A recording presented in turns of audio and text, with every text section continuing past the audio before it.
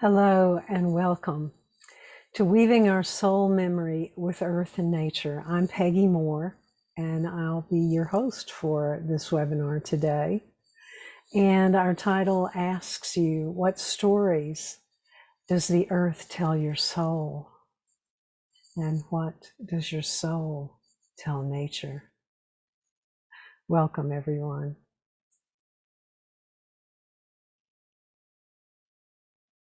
And I clear the air with the smudging as we begin this seminar, this journey together. Oh, welcome, everyone.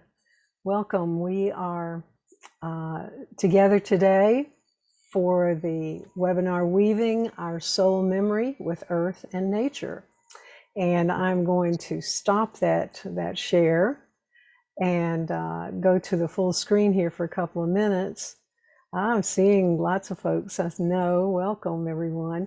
If you would go to the chat, please, and enter your name and your location in the world, because this is not a, people haven't registered for the webinar. I just, posted the link. And so I won't know who's here. If you don't put your name in the chat, I will not know that you've been here once we get started. So please go to the chat and just, post a hello and tell us where you are. I know there are several folks that I recognize here. Tamara is here from the Bahamas, Nassau, Bahamas. And so I want to welcome her, and I hope she's having lovely warm weather as opposed to so many of us with cold weather. And I see Gwen from Maine, and Debbie is here. Yes, from North Carolina. And Terrell from Arkansas, welcome. Sherry from Asheville, North Carolina. Gail from Texas, welcome. And I think there's another Debbie as well coming in. Janike from the Netherlands. Oh, wonderful, wonderful. Annalise in Asheville. Nancy in the Chesapeake Bay. There's Joe from Black Mountain, North Carolina, and Leslie from North Carolina. Ariana from Croatia, and currently in Dublin. Okay. Janet from Black Mountain, and Olga from Vancouver. Oh, wow. Jeffrey from Oregon. My daughter, well, I started to say lives in Oregon. She lives in Asheville, North Carolina, and Oregon between. I think she's currently in Asheville. Maria from Florida. And Lynn, oh, wonderful. And lots more folks. Oh, thank you everyone who's here. Thank you for signing in. I really appreciate that, so that I can go back later and look at the web, at the chat, and see who was actually here. So let me start with welcoming you to the course. And just to give you a little background, I know lots of you have been with me with other courses, but those of you that haven't, with all my classes, I start with calling the directions, the ancestors of the directions in the spirit wheel. And then I usually do a quote and something about the astrological movement in our solar system. And near the end of the presentation, I always do a meditation, and we'll do that today. But before we as we go through the presentation, a little more than halfway through, I will take a break for questions. So if you think of a question as I go through the presentation, just write it down, and you can ask it when we get to that break time, or you can post your question in the chat. My friend Jan is going to be monitoring the chat, so she will catch questions. There she is waving. She'll catch questions if you're posting questions in there, so we can get to them and talk a little about them. And just in case I don't answer your question, don't get to it or whatever, you can always send me an email with questions if I leave something unclear today. So what I want to do is start with the calling the directions. I've been burning sage for about the last half hour, sage and sweetgrass, and it has gone out now, and I won't relight it. But I want to talk about clearing your space, clearing the air as you begin ceremony or as you begin any sort of prayer or moving into a sacred space. Burning sage and sweetgrass and other herbs is a very traditional way to do that, but you may not want to burn inside. And so some other things are just to literally take a dried or fresh herb and move it around the air, move it around the space around you, just as you would if you were smudging with smoke. Or you might use a crystal. This is an amethyst wand that was given to me, and you can take a crystal and move it through the air. It's about your intention with clearing the space.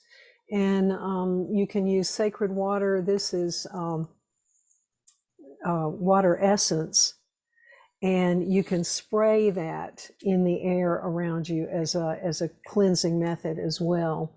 So whatever kinds of method you use, just do something that helps say to the universe, I am clearing this space of all of the debris of that I've brought with me as I go into sacred space. So I want to ask you to join me in calling the directions. If you know the directions there in your home where you are, you certainly can turn those, or just sit as you are, whichever you prefer. I will start in the center and then go from the east around the circle.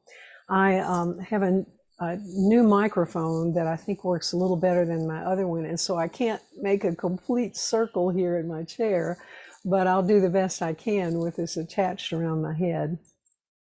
So I use a rattle to open the circle, and I start in the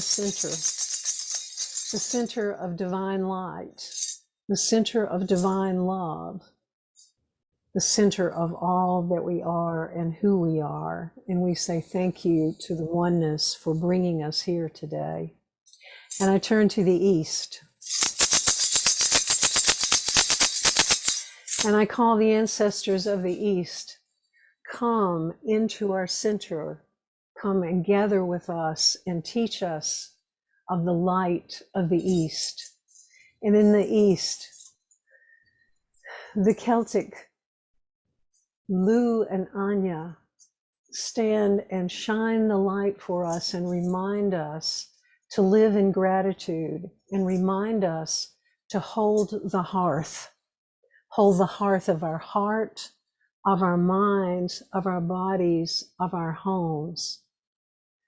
And the Egyptian Ra, the sun god, and Tefnut and Nut come in.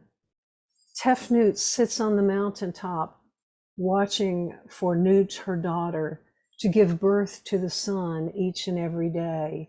Our symbology of the rising sun opening to a new beginning. Nut is the opening of rebirth, the opening of coming once again into the world. And so we start our journey in this webinar today with the light of the East shining upon our path, opening to us new avenues. And we say thank you to the East. And I turn to the South, the direction of love and laughter and music and dance and rhythm, and the direction of fire. And in the South, the Egyptian Hathor and Bastet call to us to dance in the fire, call to us to dance in the love and the laughter and the rhythm. And Bridget of the Celtic line calls us to remember our creativity, calls us to step into our world of creativity and be and express our true self. And in the South, the Oran Moor reminds us of harmony. The Oran Moor who brought the world into existence with sound, with vibration, with rhythm, with harmony. And they call us to join this rhythm of life. And we say thank you.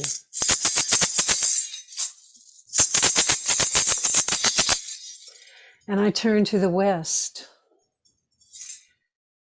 the direction of the setting sun, where the brilliant light of the east has risen in the morning and the afternoon sun of the south moves to the west as it drops over our horizon as the earth turns. And we sit in the darkness. We sit in the direction of introspection, where the black bear comes and takes us to her cave and asks us and offers us the time and the opportunity to learn from the ancestors. And at the opening of the cave, Sekhmet and Morrigan stand and guard the door so that we can sit in safety and sit and open our hearts and our minds to remember. And we say thank you. And I turn to the north. The north winds the direction of challenge. And in the north stands Ma'at with her scales of balance, her scales of justice, with Danu of the Celtic line, both calling us to stand up as warriors of the heart. They challenge us to remember who we are, to be all that we can be, to be what we came here on earth to express. And the white buffalo woman rises from the north and takes her path around the spirit wheel. And with each trample of her feet, digging up the earth as she encircles us, and we sit in this circle of safety and guidance. And I say thank you. And I come back to the center.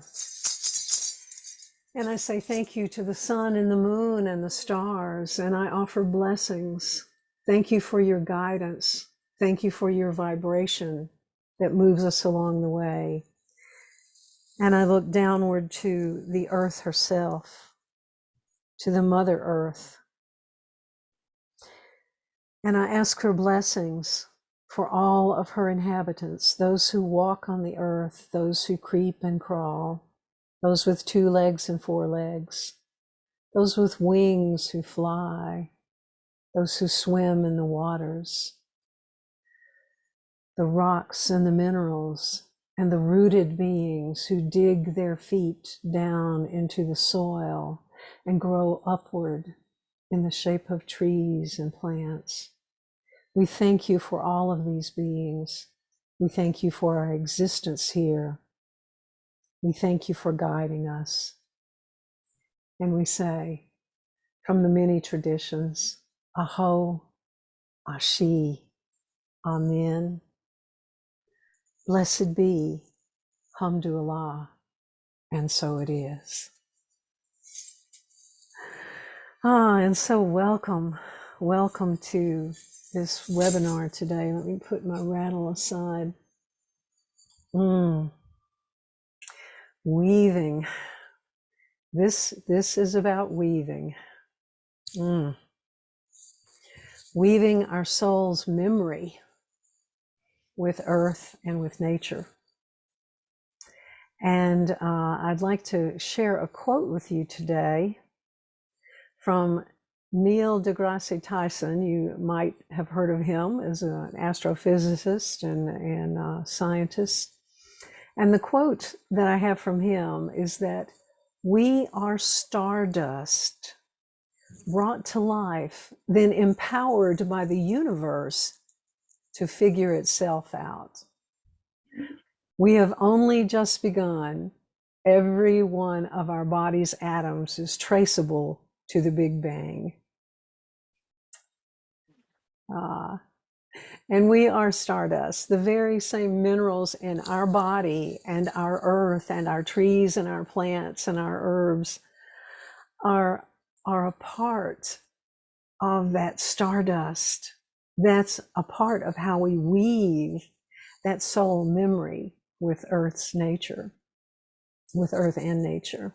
And so today I want to share with you just a glimpse of that weaving with the Earth and the stars and the planets and the moon, and talk about the ways that ancient memory is transmitted. So this presentation is an introduction to a new class I'm teaching on Wednesdays in February, but the webinar stands complete in and of itself. But if you'd like to join me, that's certainly an opportunity that's out there. But before I go into the presentation itself, let me just give you just a brief little glimpse in the astrology of the stars, the planets, the moon. In our solar system, Venus is right in the spotlight.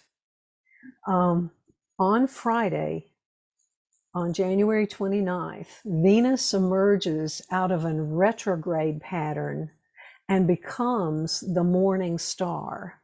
She rises with the sun, the morning star.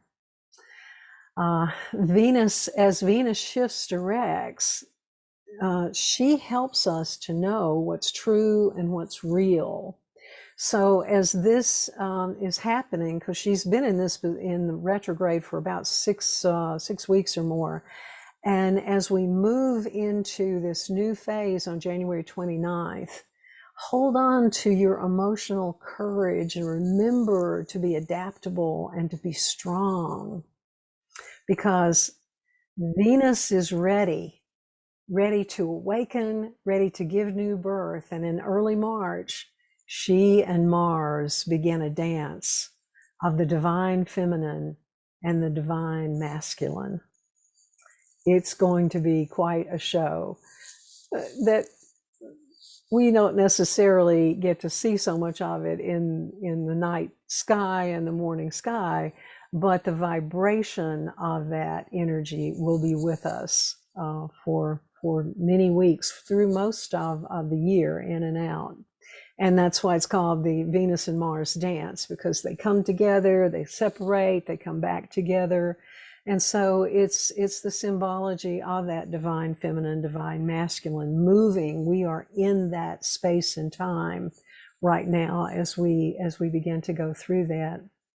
So let me share my screen with you and start this presentation. And as I said, please, if you have questions, please put them in the chat, and I'll stop at one point and take time for some questions. But weaving our soul memory is about connecting with the earth and the stars and the moon and the planets, and finding that ancient memory that's held and transmitted through the earth and through that Celtic spirit wheel. So what is soul memory? Well, it's remembering your connection to the divine, remembering who you truly are, and remembering your purpose for coming here to planet Earth. So to awaken your soul memory, you open your heart and weave this ancient memory. Let the stories and the messages fill your body, your mind, and your soul. And if you are not already muted, would you please do that? Let's see if I can get to participants here. I think I can, yeah, I can mute everyone. Yeah, just so that we don't have any background noise coming through, because I want you to hear these stories and work with this soul memory. So, what we're going to talk about today are the elements and the spirit wheel, and just briefly talk about geometric forms and symbols, and a little more about the stars and the planets and the sky and the clouds. We'll look briefly at sacred sites and natural sites as well, and talk a little bit about that memory that's planted by the ancient mystery schools in the soil.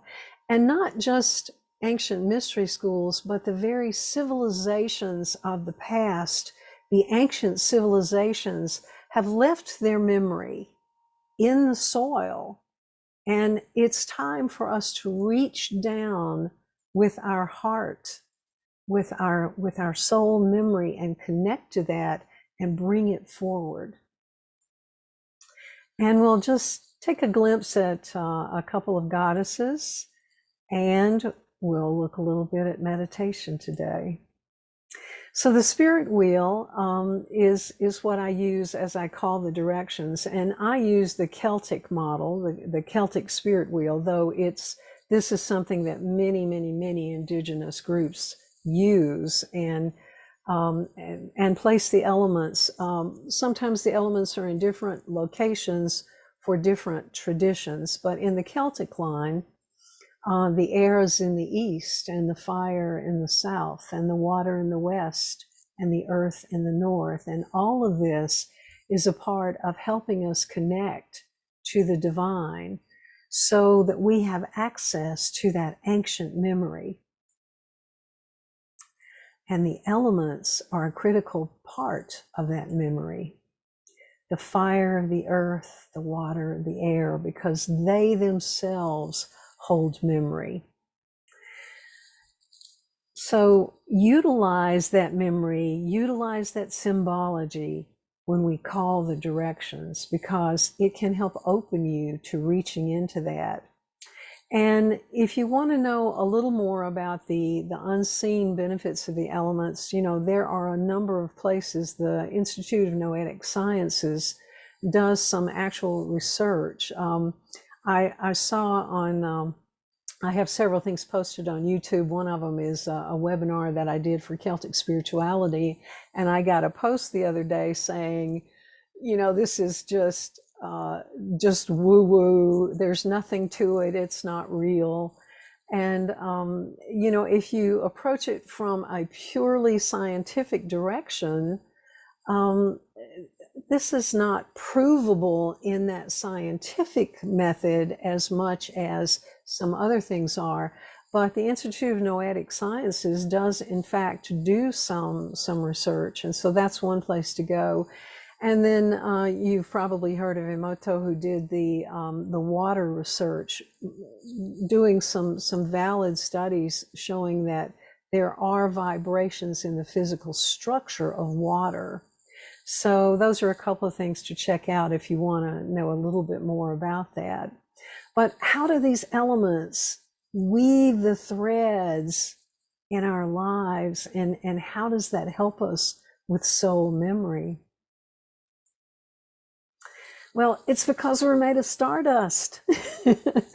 The elements themselves are the same minerals that our earth is. It's the same. It's carbon and magnesium and iron and phosphorus that makes up our bones, that makes up the earth, the rocks and minerals of the earth that makes up the stars. And so we are truly connected in with that.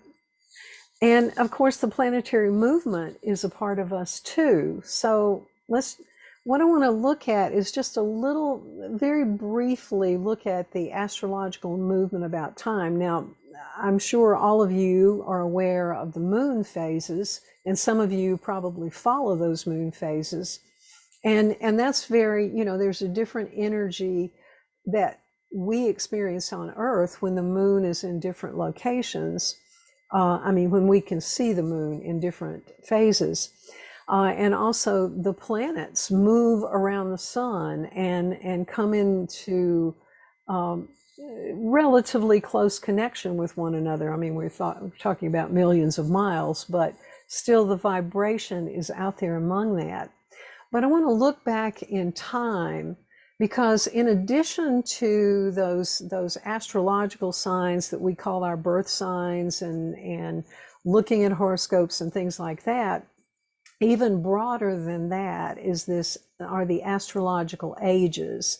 And this is related to what's called the precession of the equinoxes. That is a scientific term, not just an astrology term. And so what this is about is this phase of about 26,000 years.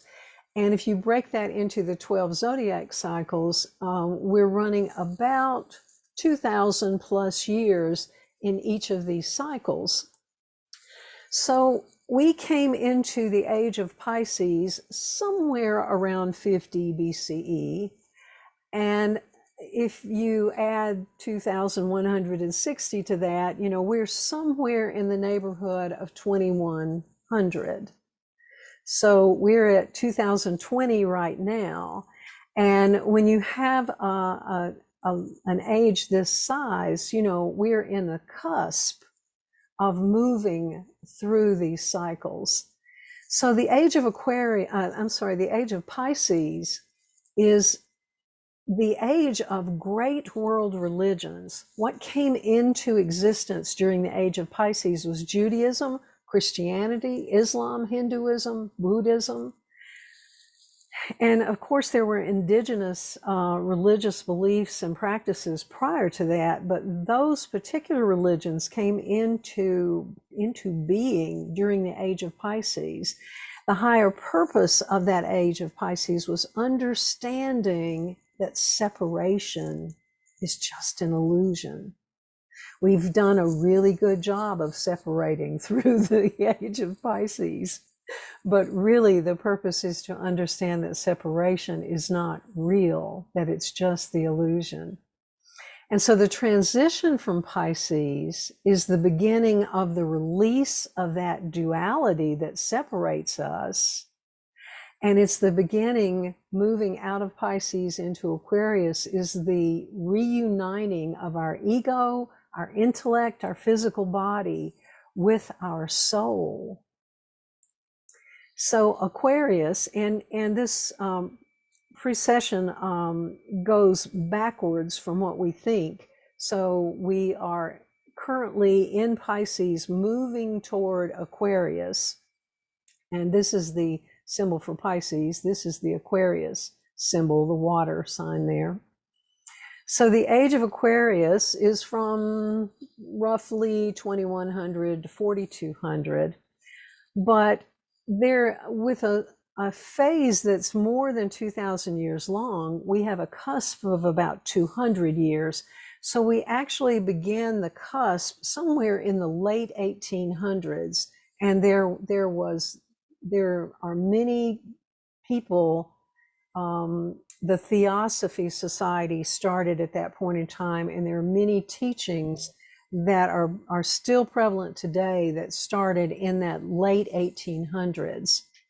So we are in this cusp, and duality is alive and well, but we're being given the opportunity in this cusp to evolve and remember who we are, and follow our spiritual path to the best of our ability, so that we begin to unwind those things like greed and deceitfulness.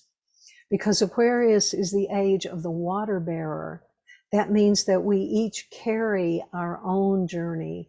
We no longer rely on the religion alone to teach us what we know, but looking within ourselves through whatever path we move. So when we find that inner unity, we will be able to step into the age of Aquarius with awareness.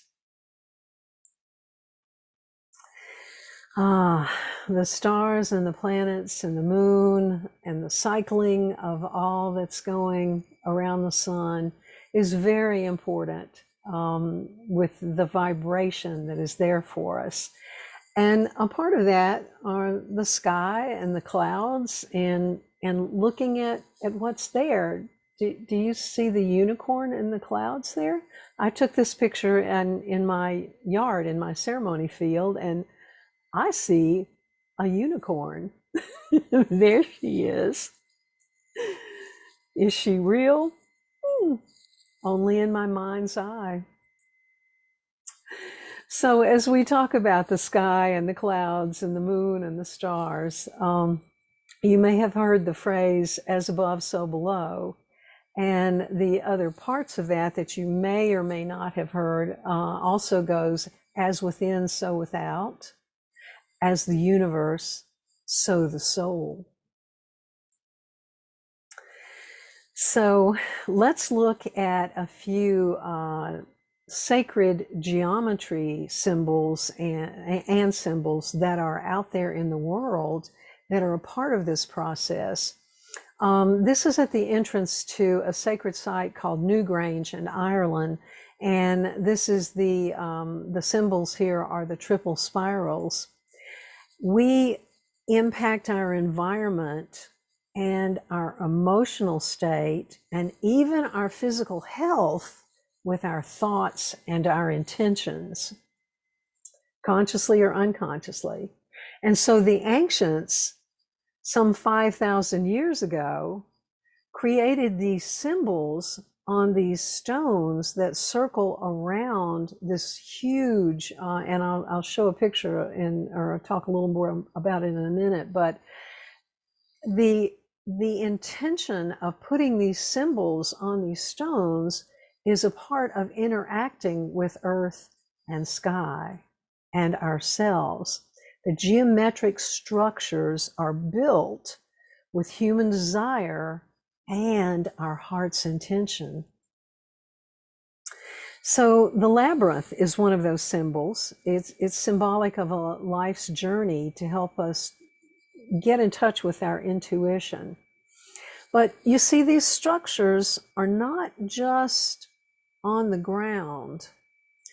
They are built on the ground, but the energy goes down into the earth itself, as well as rising up above toward the heavens. So you have this interaction. When we build a sacred geometric form, we are interacting with earth and sky and interacting with our own selves.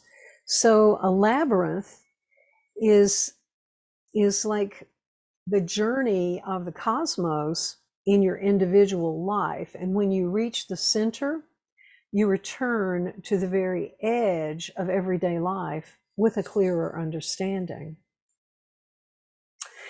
So, and then another of those geometric shapes, sacred geometry, is the medicine wheel, or in the Celtic world, it's called the spirit wheel, where we call our ancestors and goddesses to help us connect with the divine.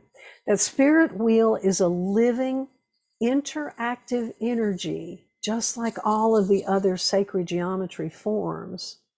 And we can look more deeply at ourselves as we go through this. It's a sacred way of seeing. It's a journey of our lifetime, a journey of our day-to-day activities. It's a place where we can set our intentions and follow the growth.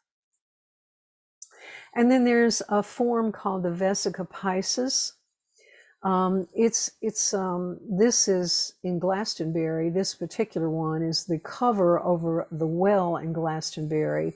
But the Vesica Pisces is this double circle overlapped, a place of opening and becoming. It's a threshold of transformation. It's the converging of two worlds to the place in between, a converging of heaven and earth, or matter and spirit, or the outer world and the inner world, the masculine, the feminine. The symbology goes on and on with that being in two worlds, because one of the teachings of Celtic spirituality is that we must learn to stand with both feet in both worlds, to be in balance. And so if you stand in the center of the Vesica Pisces, you are standing in both worlds. In a sacred relationship. And other symbols, these are Egyptian symbols. The Eye of Horus, this very large gold piece, this is actually off one of the tombs, or a picture from one of the tombs with that Eye of Horus.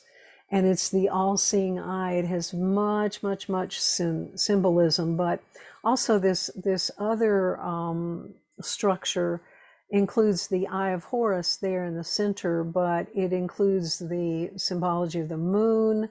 It includes the scarab, the lotus flowers, even, you know, the snakes that are a part of that whole Egyptian line. So there are many, many symbols that have tremendous meaning and can help us as we go through things. And the Ankh is one of those symbols. The Ankh is called the key of life.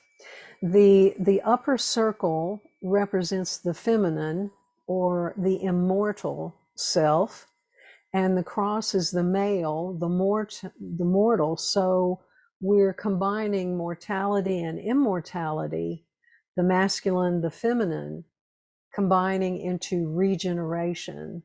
So that vital force of life is linked with the air and the water, the spirit and the matter. So it's a very important symbol. I love this one.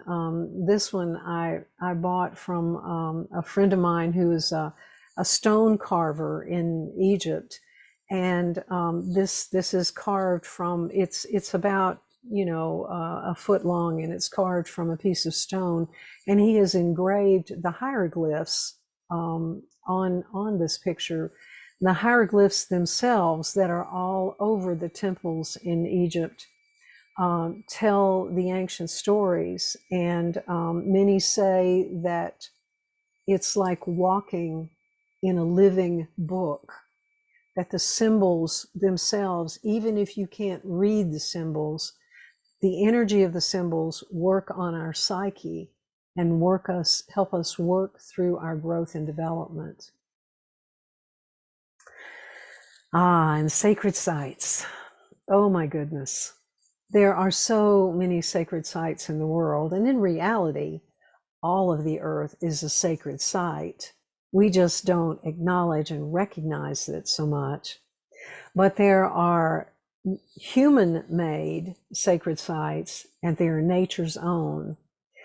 This is a photograph of the Grand Canyon, and if you've ever seen it, you know it's just impossible to photograph it to get any real sense of how enormous it is. And there are many of these kinds of natural sites in the world that are just beyond explanation, beyond words, even beyond photographs. So we stand in awe as we stand with any of these sacred sites. And the divine power behind creation helps us to create sites beyond those that are naturally formed. But in nature, we have animals and weather patterns and plants and landscapes and trees that seem to have faces carved in the trunks. If you overlay a face with it. And other sacred sites that are put together perhaps by human hands. I mean, humans had involvement with this, but these are stones at Avebury in the UK. And, you know, it doesn't take a lot of imagination to see faces in these gigantic stones. And I put the picture of my friend there in this. I mean, I kept her in this picture so you would have some sense of how huge these stones are. This is an enormous stone circle, and these stones are just in this very, very, very large place. Many say that this one in the center, some say it looks like a horse, some say elephant. Different animals come to mind for different people, and then this one again clearly is some sort of a face in it, and these have been there thousands of years. Then, of course, there's the Great Sphinx. Who knows how old this is? Some say it's 35,000 years old. Others say 25,000. Some say 10,000. And there are different reasons for the different ages that they put upon it, but clearly there's something magnificent about the Sphinx. And other locations, the Pueblo ancestors left sacred dwellings in Arizona. This one is in Ireland, and if you saw the webinar week before last, Into the Mythica, you saw this slide as a part of that presentation, because, and I think it's worth repeating, because Poollebron is what this is called, but there are many, many, many, and there's a person there standing beside it. So, you know, she comes to not even quite halfway up this, but these sacred sites emit electromagnetic energy that flows out from the stones. And so this is sort of a sample of what that looks like. So as you look at Poollebron, I'm going to show you some vibrations. And so watch the vibrations with kind of out the corner of your eye as you look at the stones and begin to hum. And as you hum, you're activating your vagus nerve. So put your hands actually on your face or on your chest as you hum. Feel that vibration that you've created within your body, and know that that vibration also comes from the sacred stones that have put together with intention and purpose to help us in our growth and development.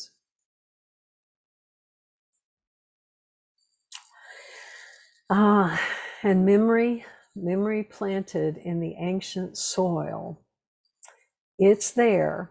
It's there if we open ourselves to receive it. You also might have memory from a past life or from DNA, your genetic DNA, any number of other things, if you just open yourself to receive that kind of energy coming in. So I have just a few examples of this kind of thing with the memory imbued in the rocks.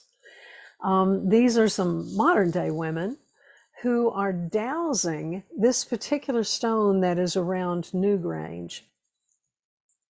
The mound itself is about 260 feet. That's 80 meters in diameter. And remember that when we get to the pyramids, there's a little basis of comparison. The base of each side of the pyramid is about the same as the diameter of Newgrange. And around the base of this are 97 curbstones like this one. Now, this again is more than 5,000 years old, probably older than the pyramids and Stonehenge. So what are these women looking at exactly, and what are they measuring with their dowsing rods? Well, this particular stone has a carving of Sirius and Orion's belt. This is told through oral tradition, and this is very much in that Irish legend that this is absolutely what this is a picture of: the swirling of the stars, the heavens, the Milky Way, and this is Sirius and Orion's belt. Other sacred sites, like the Great Pyramid, were also built in alignment with Orion and Sirius. Some of the mounds in Ireland were built in that same alignment, not just posted on that, but there's alignment with those, with that cluster at Orion, and with specifically the star Sirius. So this particular, the Great Pyramid is about 4,600 years old, and its height is 146 meters high. This is much higher than the Newgrange circle, but the base, the diameter base at Newgrange is about the same as each side of the base of the pyramid. and built in alignment with those stars, those specific stars. And so this is another picture of the pyramid. I just had to throw this one in. This is not the Great Pyramid, it's another one. And I looked up, and there's this father and his two children who were wandering around. I don't know what they were doing, but I could see this light shape that many call orbs that was moving around up there. And I took about, I don't know, 15 shots of this, watching these move around, because at first I thought I was just seeing things. And at any rate, here's one with a light here, and there is a light over here. Here's another shot where the light has actually moved in with the children.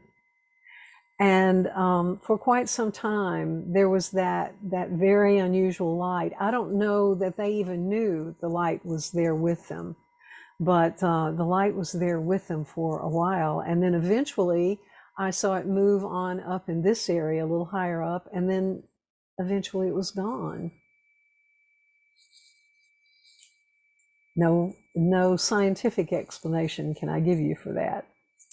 This is the Red Pyramid, not in Giza where the Great Pyramid is, but a little further away from that, in that Cairo area. And what I want you to see for this is to know that music and sacred dance, this is a sacred circle dance tour that I was on at one point in Egypt. This is me standing over here. And the sacred dance connects our body to the earth, and connects our body to spirit. And so when we do sacred dance of any form, we are taking a step into that other world, connecting and bringing forth that soul memory as we do sacred dance. So let me take a little break here and see if there are any questions. I'll move more into the non-physical other world and talk just briefly about gods and goddesses and spirit guides, and then we'll do meditation. But let me stop share. And Jan, have you seen any questions in the chat? No, not No yet, questions. but anybody can, I would assume, Yeah. speak up if they have anything. I have a question, actually. Yes, go ahead. In that pyramid picture with the children and the father, what were they doing? And was anyone allowed to climb on those pyramids? It seemed unusual. Yeah, on that particular one, that's not a part of the Great Pyramid cluster. There are 5 pyramids right there in Giza. This is another pyramid in a different location, a little bit further away. And at this point in time, you can still climb on some of those. You cannot climb the Great Pyramid anymore, but you can get on some others. That particular pyramid, I actually set out to one side and meditated, and my guide took pictures of me meditating there. But yes, I don't know what they were doing. If they were probably looking at the rocks and the stones that were loose, that have come loose up there. There's some very interesting stones as you go through, because I didn't climb that one, but I did walk around it, and there are just all kinds of interesting looking stones around. And so they may have been looking at stones up there, but they were there for a while, and then they moved on, and I was still there when they left. Yeah, anyone else have any questions?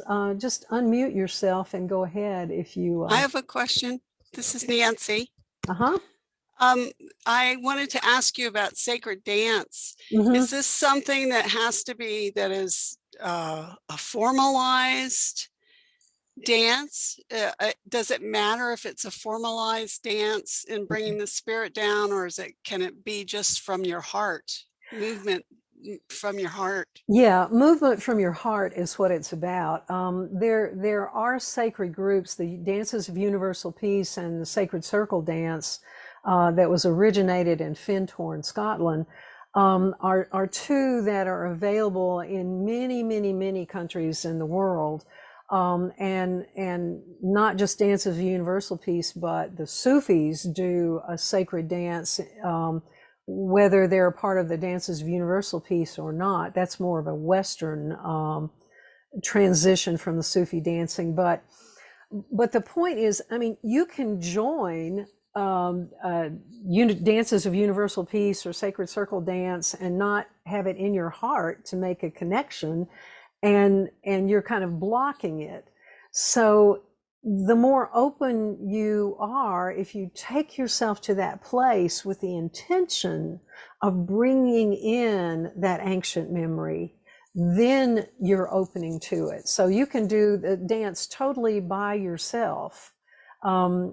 I understand that belly dancing originated as one of those sacred dances. So there are many different kinds of things that you can do, and certainly just by yourself, moving in rhythm to your own rhythm or in rhythm to music. It can be a sacred dance if that's your intention with going into the sacred with it. Yes. Thank you. Thank you. Mm-hmm. Anyone else? Any other comments or questions?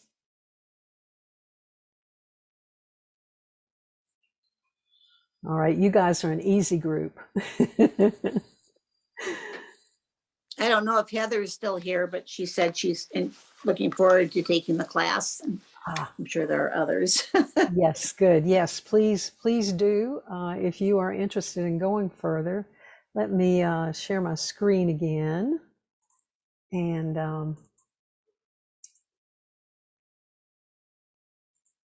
okay. So, and I do have more on the presentation, but if you want to join this 4-week class, you can just go to my website, motherearthsacredtours.net. And the page that you will go to is the page that's about the class. In fact, that's the same page where I will post this recording. Oops, you know what? I think I forgot. Did I record? I think I'm recording. Yes. And I'll post the recording there, and you can go to that site to see that recording again, or any piece of it that you want to watch. But you can also register for the course at that spot. So just a little further. Oh, it says, okay, soul memory. I had a typo in there. Sherry says it says sour memory, and that should be soul memory. Oh, right there. Yes, it should be weaving our soul memory. Thank you, Sherry, for telling me that. Yeah. So moving into a little further into that non-physical other world, and the term other world comes out of a Celtic line, not two words, but one word capitalized, other world, not heaven, not hell in that kind of concept, but other world meaning the place where the ancestors go when they leave this physical world and go into another place. There's a whole alignment of other worlds, Tir na Nog, and there's also the land of the women, and just the land of the ever living, and all sorts of things in that Celtic storyline. So gods and goddesses, or spirit guides, I tend to think of them as aspects of the divine, not as a specific living being that was around, but aspects that can help guide us through our spiritual journey. This is, the name is a little strange. It's called Thoth, but it's spelled Thoth. So it looks like it should be Thoth. But this is Tote of the Egyptian line with the ibis head, and he's the scribe who is said to have originated the writing of all the world and the hieroglyphs. This is an Egyptian goddess, Bastet, with the cat head. She's a goddess of pleasure and healing and dance and many different kinds of very beautiful, loving things. This is an iron sculpture of Bridget of the Celtic line, and this is, I don't know which goddess this is representing, but she is a carved statue carved out of a very large stone. You can see that it's one piece of stone where it's been carved and polished. So they're all images that can help us connect with a spirit guide to move into another realm. And so I want to talk specifically about a couple of different goddesses, for lack of a better word. This is the Caliac, and the Caliac is of the Celtic line. And there are so many legends and stories about her, and she's known by many different names. The divine hag, the creator deity, the queen of winter. In Scotland, they call her the Caliac Bera. She's called the wise woman, the sorceress. And there are legends like the Bridget legends and the Hathor of Egypt legends that are tied, that are so very similar to the Caliac legends. So across cultures, we find different legends, because in Ireland and Scotland, when others came in and brought their own cultures and their own religions and their own practices, they brought them in, but the Caliac remained in the oral history and in the minds and the hearts. And even today, thousands of years later, the Caliac is still remembered and revered. So she's the cosmic goddess of earth and sky, of moon and sun. This is one of the images where I see the Caliac in the wood, in a tree. So as far back as time can reach, the Caliac reaches forward to us. She's the mother of life, the mother of destruction, and the mother of rebirth. She is the earth, the air, the fire, the water. She's the ancient one who guides us through the spirit wheel, and she has come to awaken the sleeping.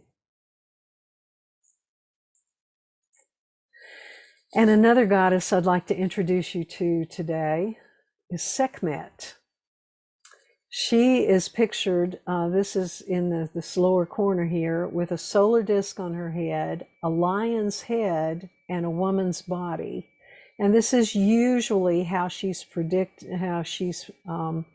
drawn on these temple markings, as well as in the temples. The hieroglyphs have her look like that. Her temples, and there are many, but this is a particular temple at Karnak. Her temples are known as the womb of visions. So I'd like to take you on a journey into Sekhmet's womb as these people are walking toward this dark opening, and it is dark. There are no lights in here. We did use our cell phones for light, but there's no electric light in here. As you walk down this pathway to Sekhmet's temple, you walk into the darkness. The dark space. If you're ready to go with the dark goddess into introspection, Sekhmet is there with open arms to lead you. And you go through the darkness, and you go through the tunnel into the room with her larger than life carving, sculpture. There she is, with her lion's head and her solar disk.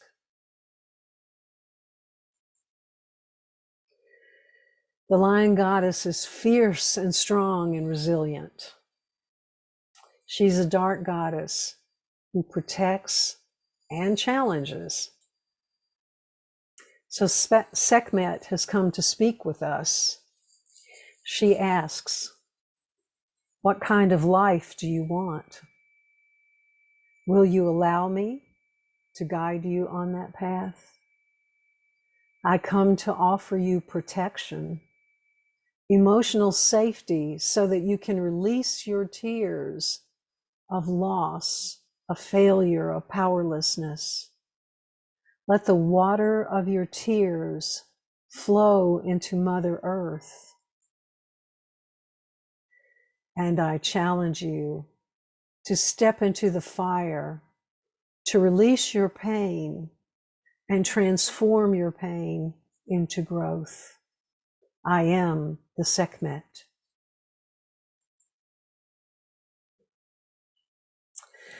So what I'd like to do is take you into a meditation for a few minutes. And this will be a term that has come to me, and I've since seen it in several places, calling it a body prayer with universal life energy. And some of you I know do meditation with me and with others with universal life energy techniques. So we will have some of that and a few other things as well in this body prayer. But this quote from Thich Nhat Hanh, and you may know he just passed away on, I think it was Sunday or Monday. He was in his late 90s. And this is one of his quotes: meditation can help us embrace our worries, our fears, our anger. And that is very healing. We let our own natural capacity of healing do the work. So I invite you to go into meditation with me. I'll lead you into this body prayer. And you can look at the screen if you would like to, if you need a visual look, or you can close your eyes and just begin to breathe slowly. Take a deep, slow, easy breath in and out. Just beginning to calm yourself. If your room is cool, grab a shawl or a blanket just to put around your shoulders if you need to, because we're going to move our arms a bit. So we're going to start with a universal life energy technique called opening your hands. And you're not literally going to open them yet. In fact, you're going to start with your hands together, palm to palm. And I have them up higher if you're looking at my picture, but I want you to put your hands together and drop them down right at your heart. So palms together at your heart.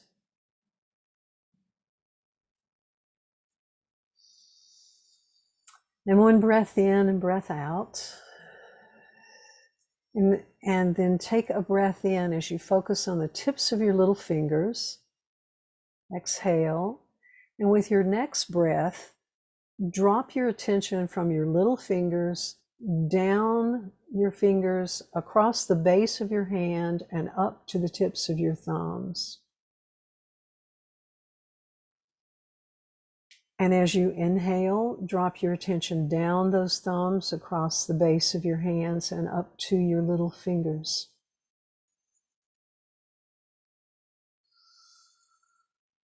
And then move to your tips of your ring fingers. And you're going to drop your attention down those ring fingers as if you were walking down a staircase, dropping your consciousness deeper and further. Focus on your middle fingers, dropping your attention down. Another flight down the stairs of your consciousness. The tips of your forefingers, dropping your attention down, dropping your attention toward the palms of your hands.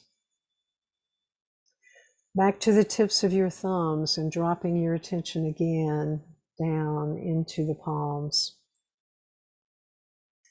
And then open your palms just a little and focus there just in the palms.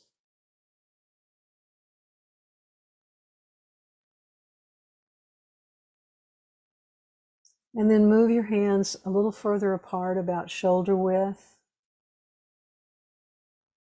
And draw the attention in front of you. Gather that energy, some call it chi. Gather what's in front of you toward you, between your hands and around your body, through your body, and out behind your body.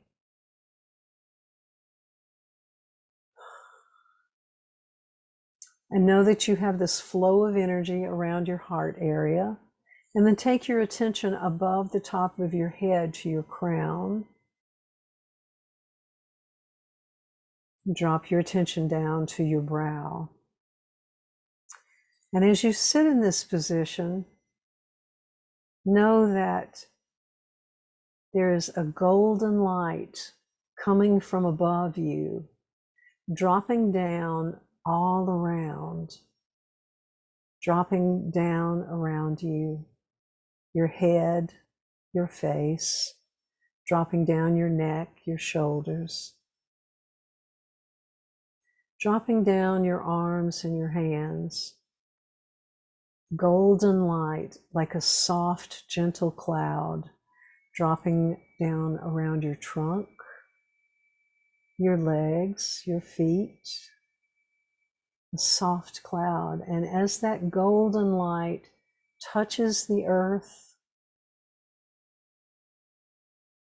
Mother Earth sends up a silver light coming from the earth to your feet, up around your legs, merging with that golden light.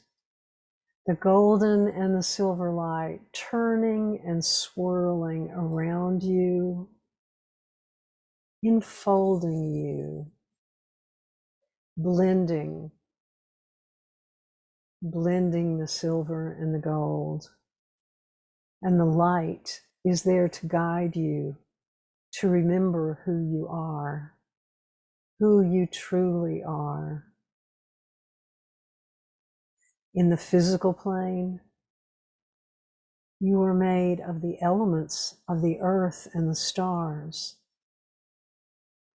In the physical plane, you are fire, earth, air, water.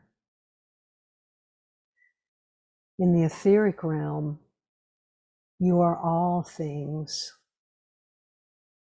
You are one with all that exists. So let the universal life energy flow through you. Let it be you. Let the universal life energy flow in a gentle, balanced way, bringing you into harmony.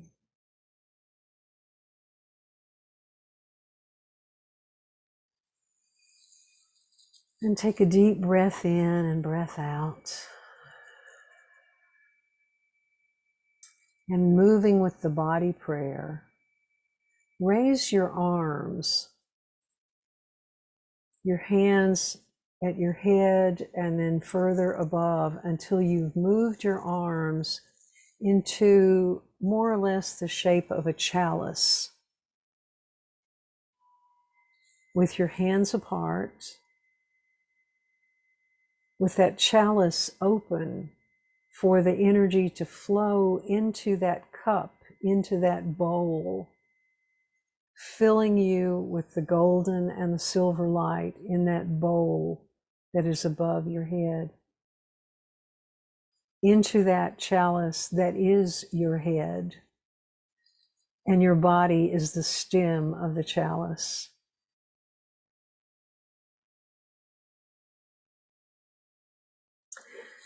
And in that chalice, the golden light of the east and the south fill your cup.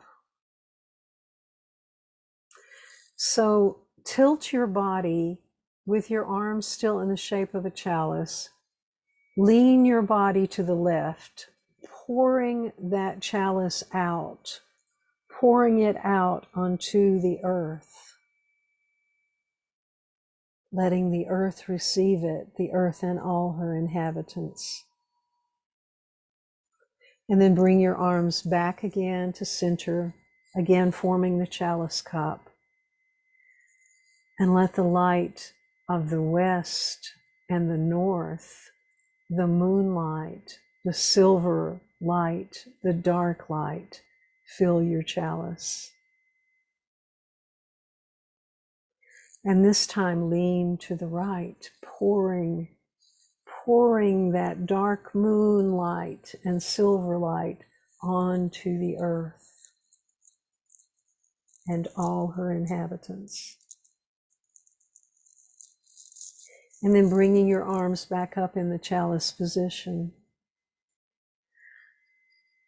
Release your arms and let them form a circle around you, and moving your hands together in front of your heart. Palms to palm again in front of your heart. And then lay your hands upon your heart. You're gathering the silver and the gold and moving them into your heart. So bow your head in honor of those lights, of that water, that glowing energy. Bowing your head in honor. And then release your hands and drop your hands facing down toward the earth, the palms toward the earth. If you can, reach over and touch your toes where you're seated there in your chair. Just connecting to the earth. And then when you come back to center, again, raise your arms into the chalice.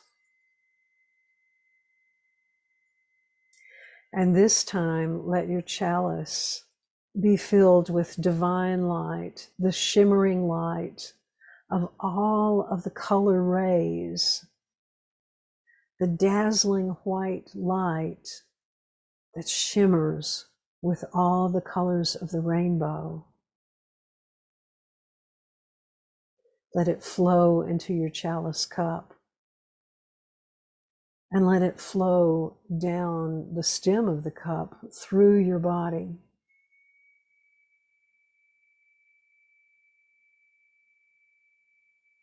And this time, instead of just pouring to the earth, begin to open your arms wider, letting the energy flow, overflow from the cup as your hands open, open, open, until your arms are all the way out to the sides.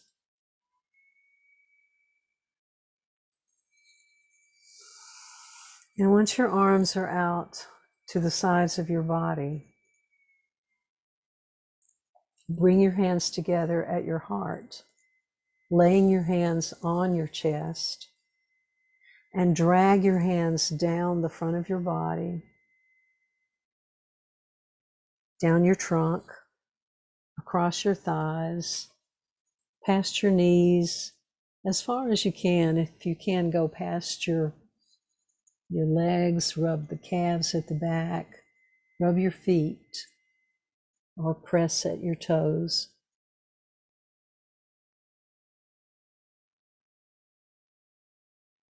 And then very slowly, begin to bring your body back to center. Very slowly lifting your spine again. Slowly straightening. Bringing your shoulders up to center. And begin to wiggle your fingers. Move your hands or your arms. Begin to crack your eyes open ever so slightly, just letting a little light in, slowly coming back into the physical world. And begin to blink your eyes, letting in a little more light. And a little more. And when you're ready, open your eyes.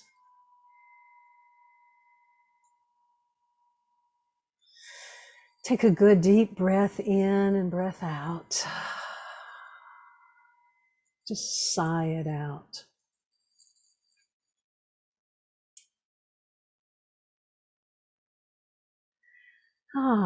And join me now.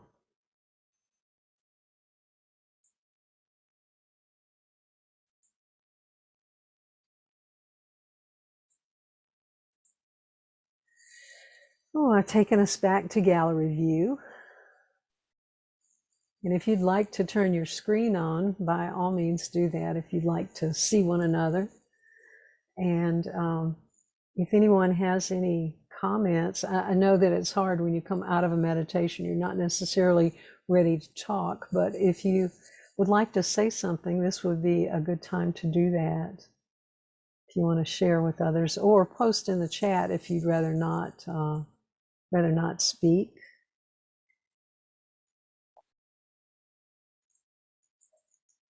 Oh, I see a question.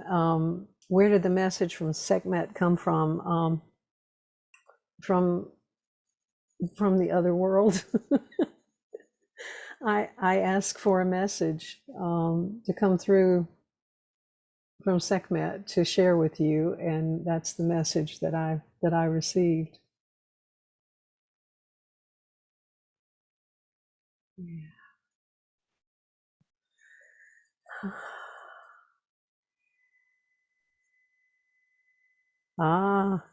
Olga says that in Vancouver for the last week, it's been misty, but when she opened her eyes, the skies were clear. Oh, that's wonderful. Wonderful. Yeah.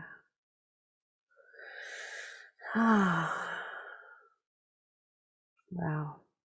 I really thank all of you for coming today. I appreciate you being here, and I'm very grateful that you have shared this hour and a half with me.